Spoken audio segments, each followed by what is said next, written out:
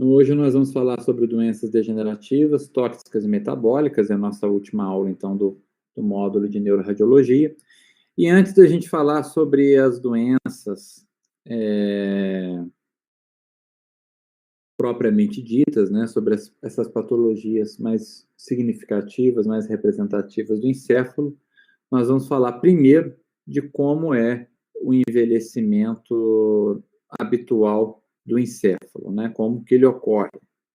Então, basicamente, o encéfalo, ele tem algumas alterações que alguns autores consideram como fisiológicas, como o processo natural do envelhecimento, que são representados principalmente pela redução volumétrica difusa do encéfalo. Essa redução volumétrica ela é representada por diversos achados de imagem, entre eles aí o alargamento dos sulcos, das folias cerebelares, né, de um predomínio da redução da substância branca em detrimento da substância cinzenta, né, e o aumento do sistema ventricular, principalmente do compartimento supratentorial, e a redução também dos núcleos da base, lembrando que o núcleo caudado tende a ter uma redução um pouquinho maior que o putâmen e o globo pálido habitualmente, tá? Mas isso às vezes é até difícil de você perceber do ponto de vista prático. Basicamente, então, nós temos outros achados que são comuns no processo natural do envelhecimento, que são chamadas de calcificações fisiológicas, né? Basicamente, são padrões de calcificação distrófica que ocorrem em algumas regiões, preferencialmente no encéfalo, entre elas os globos pálidos, né, muito comum de serem encontrados a partir dos 40 anos de idade. Calcificação da pineal, também extremamente comum. Os plexos coroides, né, que são secretores, produtores de líquor, e eles são identificáveis tanto pela tomografia quanto pela ressonância. No início, quando a pessoa começa a ter o primeiro contato com a tomografia de tórax e depois a ressonância, ela estranha um pouco esses padrões de calcificação, mas depois acaba se habituando pela sua localização típica, né? Então, vamos ver aqui uma tomografia normal de um paciente de um aspecto habitual do encéfalo. Eu tenho aqui a distribuição clássica da substância branca e cinzenta na tomografia. Lembrando que a tomografia ela é uma representação de densidade tecidual, portanto, a substância cinzenta ela tem mais densidade e ela é cinza claro, e a substância branca tem menor densidade, principalmente por causa da mielina, e ela é cinza escuro. Então, isso daí ajuda um pouquinho no reconhecimento.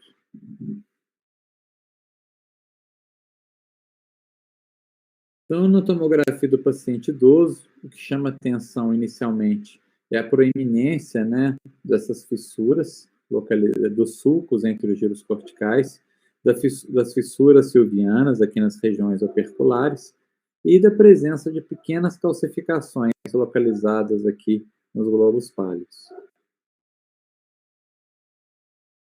Nós temos também calcificações localizadas nos plexos coroides, na pineal. Também são outros locais que habitualmente se encontra essas calcificações. Aqui algumas calcificações também no plexo coroide aqui do lado esquerdo, dilatação do sistema ventricular. E outros achados também que são encontrados no encéfalo senil é a proeminência dos espaços perivasculares, né, de Virchow-Robin, que na verdade os espaços perivasculares são aqueles espaços ao redor dos principais vasos que são encontrados no encéfalo. Então, você encontra os vasos de pequeno calibre e ao redor deles começa a ficar um espaço preenchido por líquor, né, que são os espaços perivasculares. Muito bem. O fato de ter redução volumétrica, ela pode ou não ter menor ou impacto na cognição do paciente. Então, isso varia muito aí de paciente para paciente. Já na ressonância magnética, eu tenho aqui duas sequências. Tá? À esquerda de vocês é o FLAIR, à direita de vocês é o T2. Na verdade, a sequência verdadeira, pura, vamos dizer, é o T2, que é uma das ponderações em ressonância, que nós já falamos sobre isso. Já a imagem à esquerda de vocês, que é o FLAIR, nada mais é do que o T2, só que com uma pequena diferença. É um T2 com supressão licórica. Então, aquele hipersinal que vocês estão vendo à direita do líquor, né, branco, tudo onde tem líquor, o sinal do líquor ele é suprimido, como se fosse uma subtração. É uma subtração. E isso é feito para quê? Para que haja uma melhor caracterização das alterações da bainha de melina. Eu vejo essa lesão aqui, ó, desse lado, no T2. Só que subtraindo o líquor, eu sei que tudo aquilo que está com hipersinal não é líquor.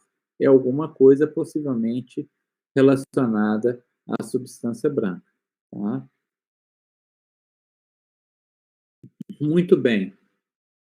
Aqui mais um T2, todos esses pontinhos milimétricos de hipersinal nada mais são do que os espaços perivasculares proeminentes. Então, nós temos aqui nos núcleos da base aqueles ramos vasculares pequenos, como as artérias lentículo-estriadas, né? E aí vai tendo essa proeminência, esse grau de atrofia, preenchimento por líquor, e os espaços perivasculares ficam bem proeminentes.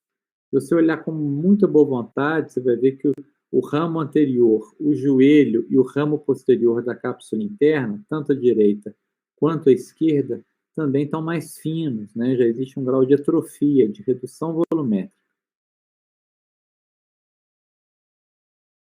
Então, a primeira condição patológica que nós vamos discutir hoje é a microangiopatia degenerativa. Microangiopatia degenerativa, como o próprio nome já diz, é uma doença de pequenos vasos. Então, ela é causada, né, por uma arteriosclerose, um comprometimento gradual e progressivo da luz arterial dos vasos de menor calibre, e com isso eu vou tendo microobstruções que vão levando a microinfartos, tanto representados pelos infartos lacunares, quanto por alterações milimétricas de sinal da substância branca, tanto infra quanto supratentorial.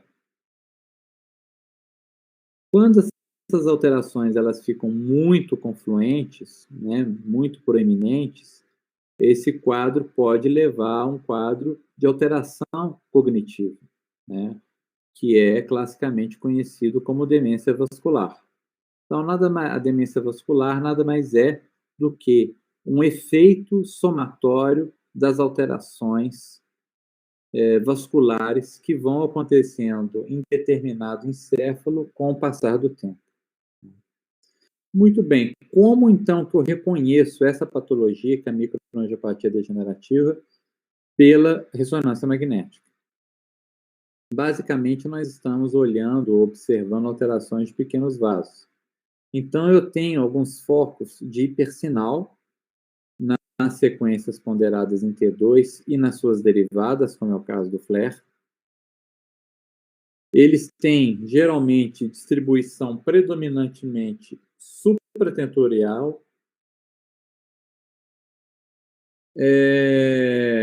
Eventualmente, podem ter hiper ou hipossinal em T2 estrela, isso a gente vai falar daqui a pouquinho por quê. São milimétricas, muito pequenas, e, na maioria das vezes, elas não apresentam nenhuma alteração nessa sequência, que é a sequência de difusão. A gente vai falar sobre ela também daqui a pouquinho. Então, eu tenho aqui o encéfalo T2, todos esses focos de hipersinal nada mais são do que focos de comprometimento da substância branca. No FLAIR, eu observo os mesmos focos de hipersinal, que é uma sequência derivada do T2, com supressão licórica, como eu já disse. Então, representando o comprometimento da microvasculatura. No T1 eu também vejo? Vejo.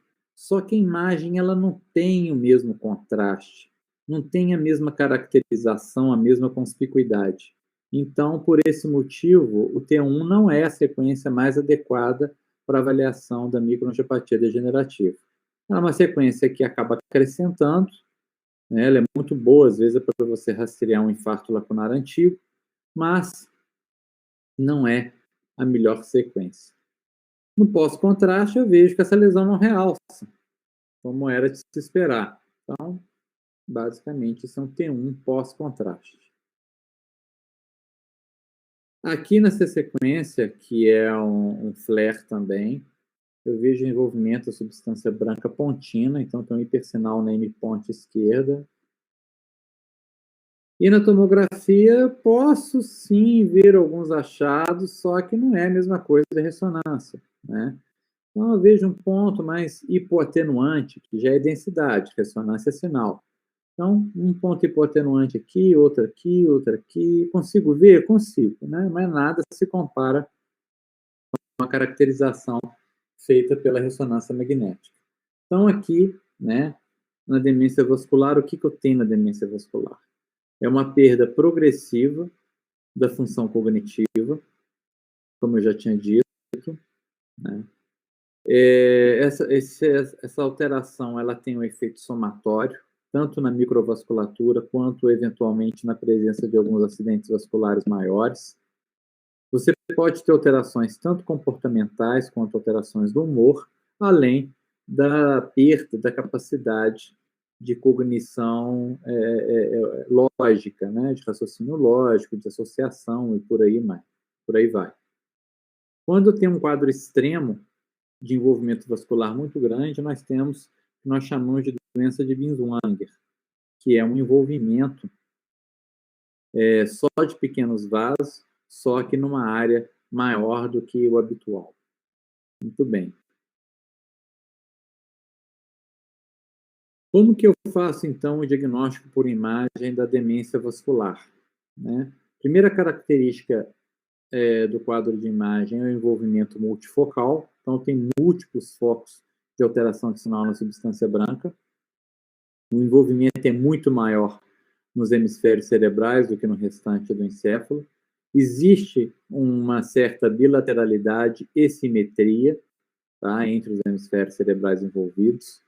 Eu tenho também, associadamente, áreas de encefalovalácia, alguns infartos lacunares, atrofia, e por si só já representa até 1/3 dos quadros de demência. Então, a demência vascular ele é muito mais comum do que se imagina, né?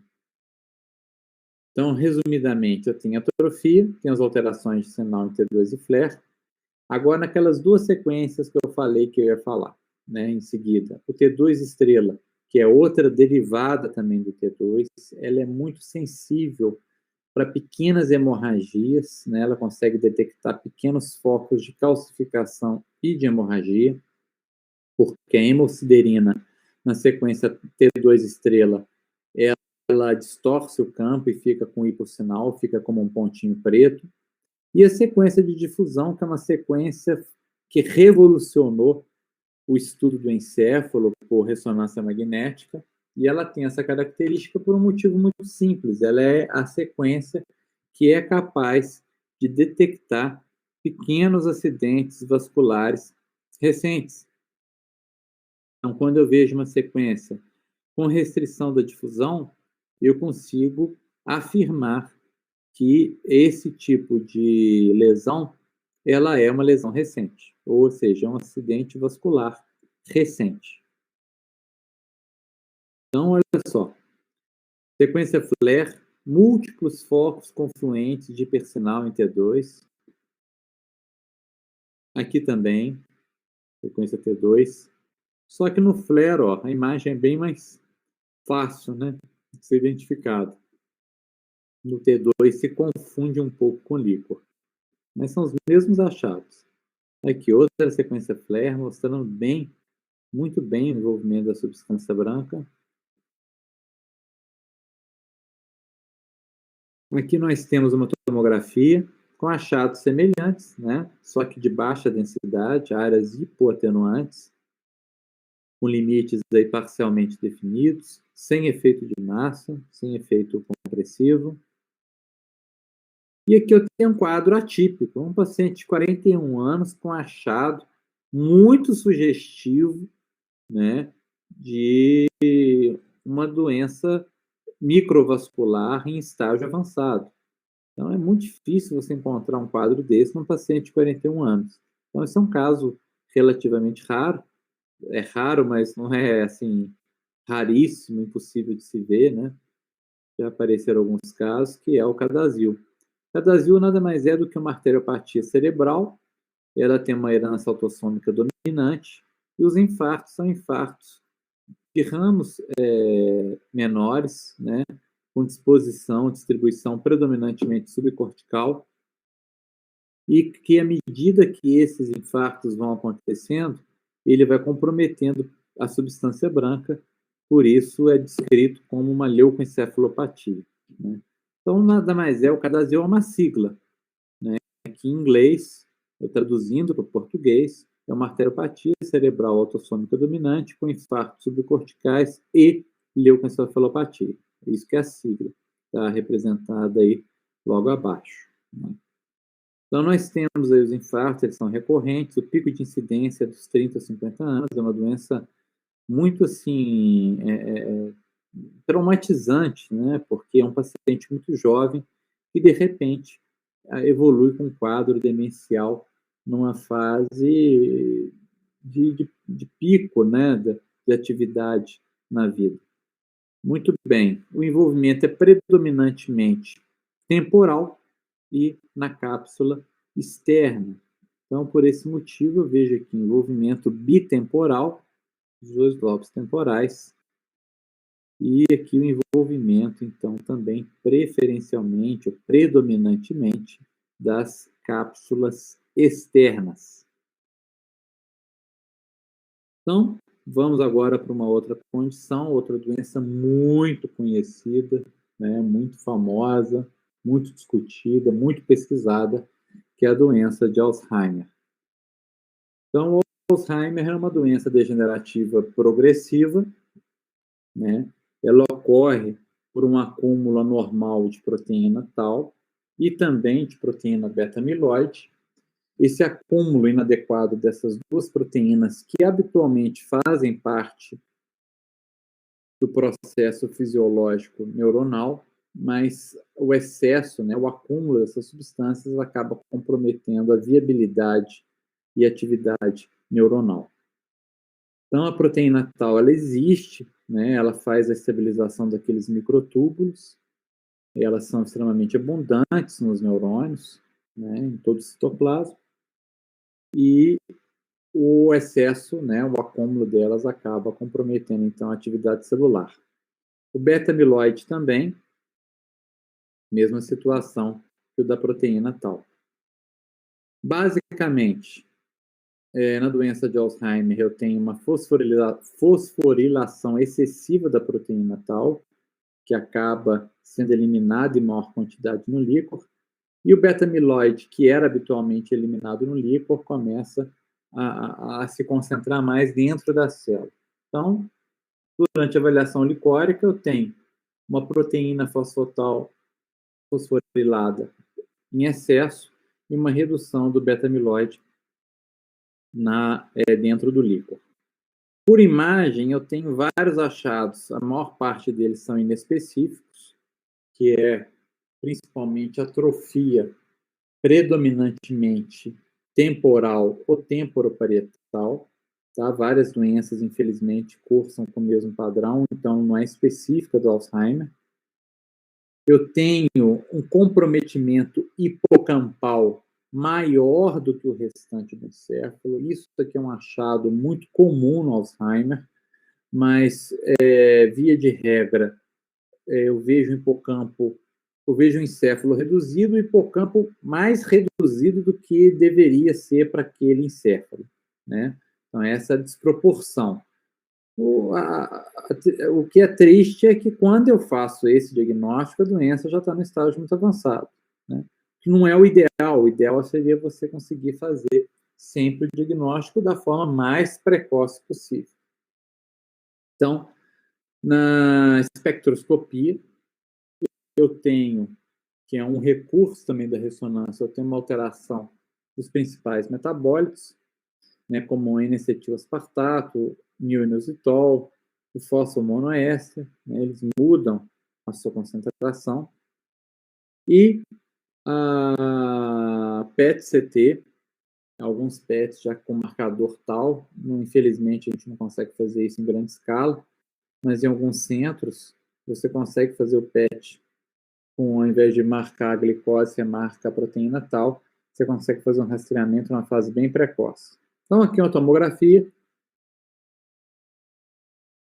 evidenciando uma redução maior dos hipocampos, com uma proeminência dos córneos temporais e dos ventrículos laterais. Mesmo achado aqui, eu vejo na ressonância magnética, os hipocampos aqui com uma atrofia mais importante, mais significativa, uma dilatação aqui dos córneos temporais, dos ventrículos laterais, aqui também do terceiro ventrículo. Então eu vejo a diferença, né, do encéfalo com o hipocampo normal e aqui um hipocampo reduzido com proeminência, né, da fissura coronoide e proeminência dos córneos temporais e dos ventrículos laterais. Na espectroscopia, então, eu vejo alteração dos principais metabólitos, no caso, o NAA, que é o N-acetil-aspartato, né, que ele é encontrado no Alzheimer, ele acaba sendo encontrado em menores doses, existe uma queda, né, pela diminuição da população neuronal, e o mio-inositol, que ele está relacionado aí à neurorecepção, e ele acaba estando em níveis mais elevados, né? Então, eu vejo uma redução do N-acetil-aspartato e um aumento do mio-inositol. Então, como que é feita a espectroscopia? A espectroscopia é feita da seguinte maneira.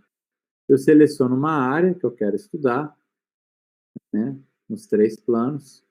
Essa área, então, determina um volume, que a gente chama de voxel, e esse voxel, a ressonância começa, então, a avaliar a distribuição de cada uma dessas moléculas de acordo com a sua concentração. E com isso, então, eu tenho uma análise da distribuição da probabilidade de envolvimento. Num paciente normal, eu tenho um pico de N-acetil-aspartato e o mio-inositol num valor mais baixo. No paciente com Alzheimer, eu já tenho um mio-inositol um pouco mais elevado e uma queda no pico do N-acetil-aspartato, que nada mais é do que um marcador de neurônio vivo, vamos dizer assim. Já o PET com a marcação de beta-amiloide e proteína tal é extremamente promissor. Então, quando eu faço essa marcação com a proteína tal, no beta-amiloide não dá tanta diferença, mas na proteína tal fica ótimo o exame. O paciente sadio, ele tem uma distribuição de proteína tal um pouquinho maior aqui nos núcleos da base, e já no paciente com Alzheimer, eu tenho uma distribuição bem exuberante, bem profícua de proteína tal por todo o encéfalo. Muito bem. Falando agora, então, de Parkinson, né, que é outra condição extremamente comum, né? Tanto o Parkinson clássico quanto as síndromes parkinsonianas. Muito bem. Quando nós falamos de Parkinson, nós estamos falando de uma doença, que é uma doença neurodegenerativa, como as demais progressiva, né? E ela é causada por uma outra via, né? Ela é causada principalmente pela perda progressiva dos neurônios dopaminérgicos. Esses neurônios, eles têm uma distribuição predominantemente em algumas regiões do encéfalo, que é o que a gente vai ver agora, né?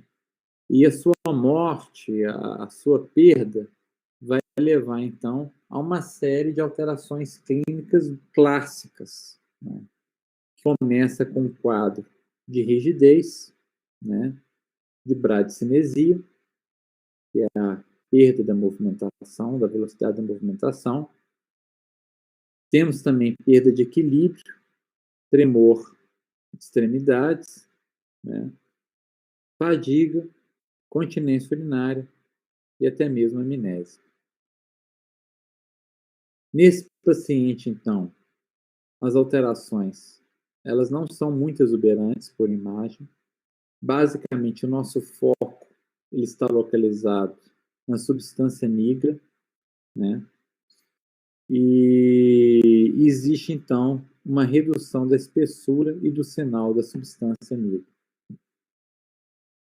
Como que é feito, então, esse rastreamento? Geralmente, a avaliação ela é feita em nível mesencefálico. Então, a substância negra ela tem duas partes, uma parte que é a parte reticulada, outra parte que é a parte compacta. O que nos interessa é a parte ventral, que é onde tem a maior população de neurônios gabaminérgicos. E, consequentemente, eu vou ter uma alteração das suas principais vias, como os tratos nigroestriado, né, que liga a substância negra ao corpo estriado, e que é uma importante via dopaminérgica responsável pelo movimento, pela fluidez, né, do movimento. Então, aqui está representada a substância negra, né, na base aí da orelhinha do Mickey e do mesencéfalo, a parte ventral, que é a parte que mais nos interessa, e ela mostra, então, uma espessura, vamos dizer assim, de substância negra habitual, normal. Então, na substância negra normal, nessa peça anatômica, eu vejo essa faixa escura, localizada aqui. Na peça anatômica do paciente com Parkinson, eu já não vejo mais a espessura da substância negra. Então, existe uma perda em relação à caracterização da substância negra. Muito bem, então uma imagem ampliada aí no mesencéfalo, eu vejo a substância negra aqui bem exuberante, aqui os núcleos rubros, mas a substância negra está muito evidente, né, numa condição normal, um paciente normal.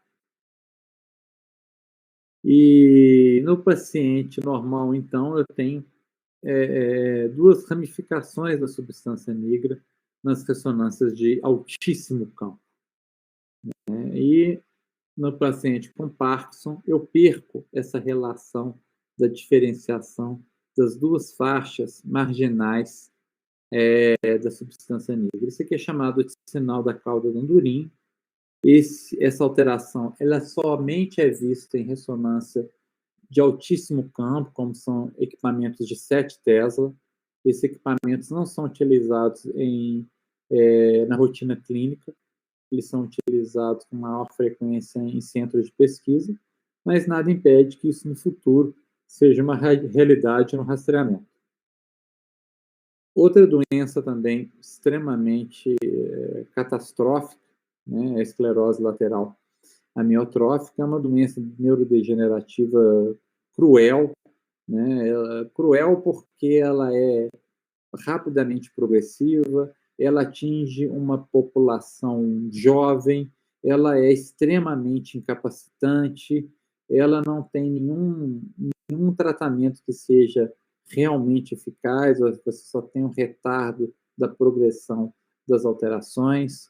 Ela pode ter uma origem genética, como pode ter uma origem esporádica. É uma catástrofe, né? Quem já viu ou teve a oportunidade de acompanhar um paciente com ela, infelizmente é uma condição muito triste, né? Muito difícil. Muito bem. Então, eu tenho envolvimento tanto do neurônio motor superior quanto do neurônio motor inferior. Dependendo do grau de envolvimento de cada um deles, eu tenho, então, um predomínio ou de hiperreflexia ou de paresia, fraqueza muscular, né, ou hiporreflexia. Então, de acordo com o envolvimento neuronal, um ou outro achado ele fica mais frequente. Né? O paciente pode ter uma apresentação inicial bulbar, né? Então, ele vai ter disartrite, disfagia. A apresentação pode ser inicialmente cervical, lombar, e a menor parte tem origem genética, a maior parte é esporádica. Muito bem.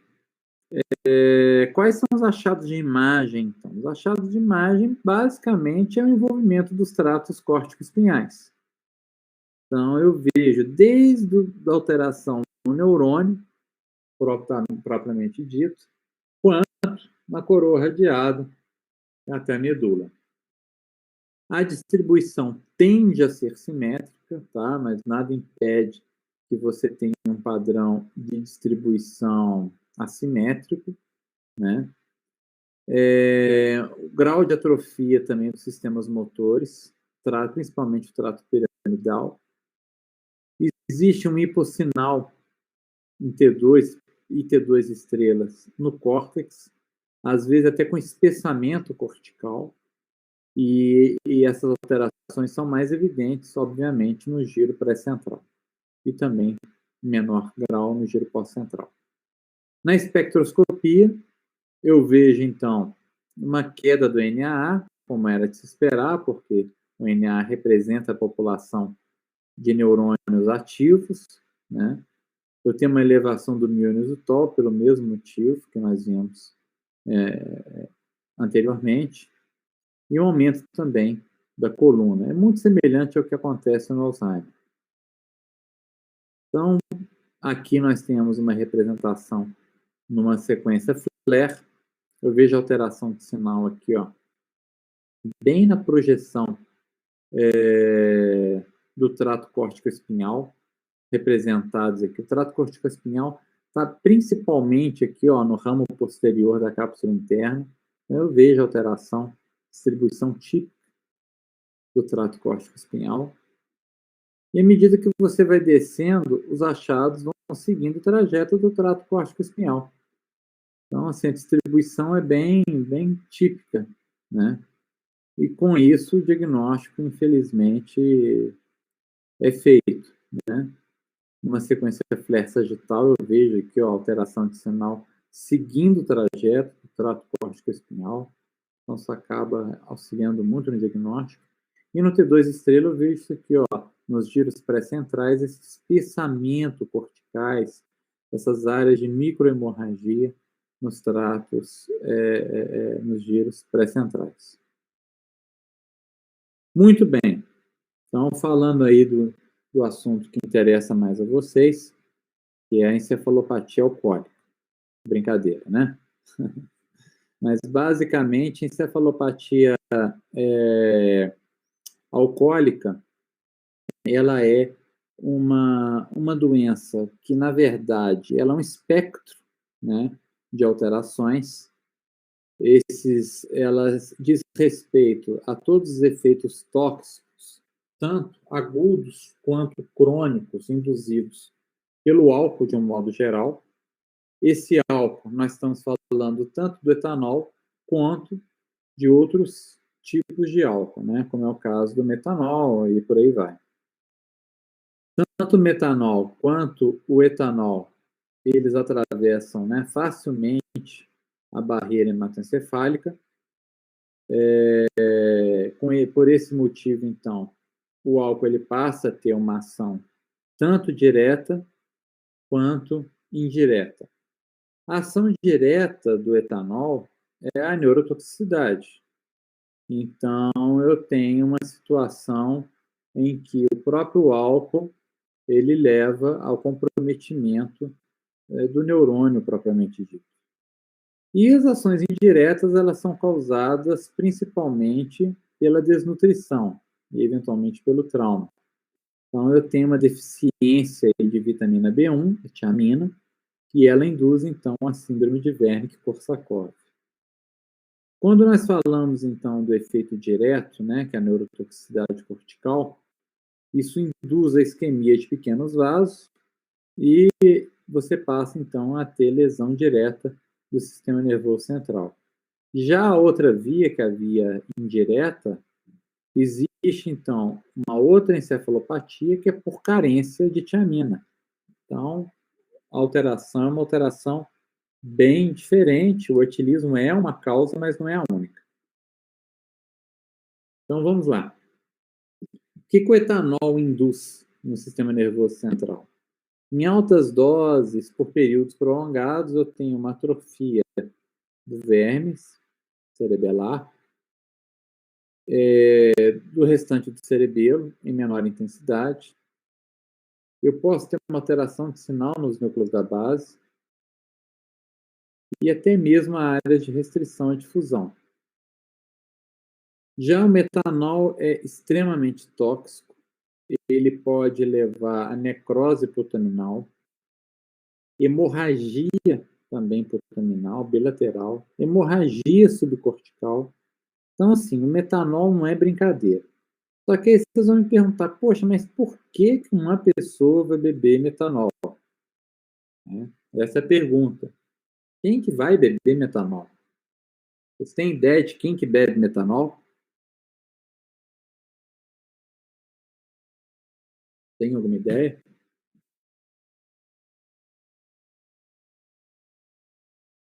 Não, não. Pois é. Praticamente todos nós já devemos ter bebido uma pequena quantidade de metanol em um dado momento. Assim, espero que seja pequena quantidade. O grande problema tem que rir para não chorar. O metanol ele está presente em menor ou em maior grau, potencialmente ele pode estar presente principalmente nas bebidas destiladas.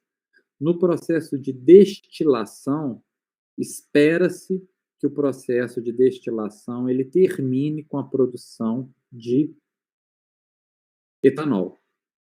Só que se a destilação não foi bem feita, ao invés de eu ter 100% de etanol, eu vou ter 90% de etanol, 2% de metanol, 4% de propanol, 3% de butanol e por aí vai. Né? De acordo com o número de carbono, você vai tendo, né? Metanol, etanol, propanol, butanol e por aí vai.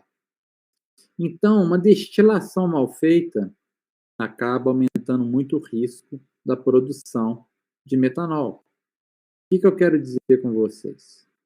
Destilado é uma bebida que você só deve beber se ela for realmente muito boa. Muito boa. Tá? Então, essa historinha aí de ficar bebendo vodka barata, uísque barato, não façam isso. Tá? Se for beber alguma coisa barata, bebe cerveja. O máximo que vai acontecer, vocês vão ter o quê? Diarreia, né? Piriri, dor de cabeça, vai mudar a flora bacteriana, nada mais além disso, né? Um vinho barato, o que vocês vão ter? Vão passar muita raiva, né? Um negócio horrível, não desce, mas, bem, cada um tem seu gosto. Agora, destilado barato não dá. Tá? Então, fica o conselho aí para vocês não beberem metanol, porque o metanol vai fazer isso aqui que eu vou mostrar para vocês. Então, tem algumas sequências aí. Ó. Primeiro, o etanol, vermes, reduzido, atrófico, cerebelo, hemisfério cerebelares também atrófico, paciente de 52 anos. Tá? Isso aqui é um grau de atrofia até bem importante. Ó, olha o tamanho do cerebelo. Paciente, não é um paciente tão idoso assim. Né? Então, atrofia também do restante do encéfalo. E aqui, ó, olha o metanol. Olha a hemorragia putaminal extensa, bilateral. Né? Então, não é brincadeira. Né? Isso é uma coisa muito séria. Ingestão de metanol é uma coisa muito, muito séria. E aqui eu tenho um paciente com uma alteração indireta, que é a deficiência de tiamina, e essa alteração de sinal clássica, né, envolvendo aqui ó, os corpos mamilares, a substância cinzenta periaquedutal, as paredes do terceiro ventrículo, né, inclusive os tálamos, e parte da substância cinzenta dos giros pré e pós-centrais. Né? Essa é típica da distribuição típica E o legal é que assim, eu já tive a oportunidade eu achava que isso seria uma coisa muito rara, né, que não aconteceria nunca, né, uma pessoa no mundo atual ter deficiência de tiamina, né, só no aquele paciente que tem aquela gastrite atrófica, papapá, mas não é, infelizmente isso é comum até hoje. Eu já vi uns 2, 3 casos, então assim, eu considero isso muito. O bacana é que quando o paciente ele trata com tiamina, toma aquele complexo vitamínico, em 2, 3 semanas, isso aqui tudo desaparece, né? O paciente volta absolutamente ao normal. Então, isso é muito interessante. É muito gratificante você ter uma condição dessa com tratamento tão fácil, né? Tão simples. Muito bem. Outro caso de paciente com síndrome de Wernicke, alteração da substância branca periaquedutal. Demência frontotemporal, outra doença também triste, né? E relativamente comum, relativamente comum. Até 40% familiar, leva a uma atrofia cortical, focal, né? O envolvimento geralmente é só frontal, só temporal ou frontotemporal, tá? Na maioria dos pacientes bilateral e em alguns unilateral. A doença de Pick é uma variação da demência frontotemporal.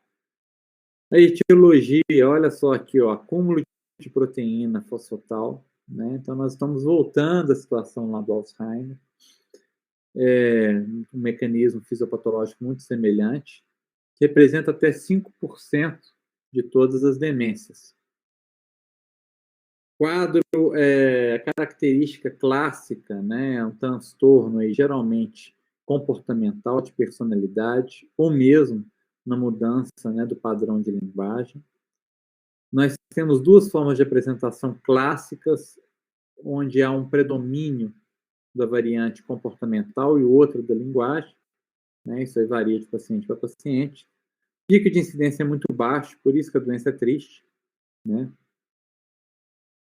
Em uma minoria de alguns pacientes tem um desenvolvimento de talentos artísticos, né? Eu gosto de colocar isso aqui porque quando eu li isso eu achei muito interessante.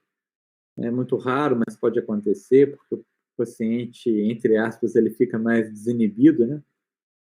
Eu acho que pelo tipo, às vezes, pelo tipo de música que de vez em quando aparece aí na internet, no YouTube, às vezes eu fico em dúvida se os compositores, né, se os artistas estão com alguma demência frontotemporal, né, se está tendo alguma epidemia da doença, mas às vezes não, né? Às vezes é só capacidade artística. Mas, bem, o fato é que é uma doença que leva a uma série de situações, né? Então, é a quarta demência em prevalência, depois da doença de Alzheimer, né?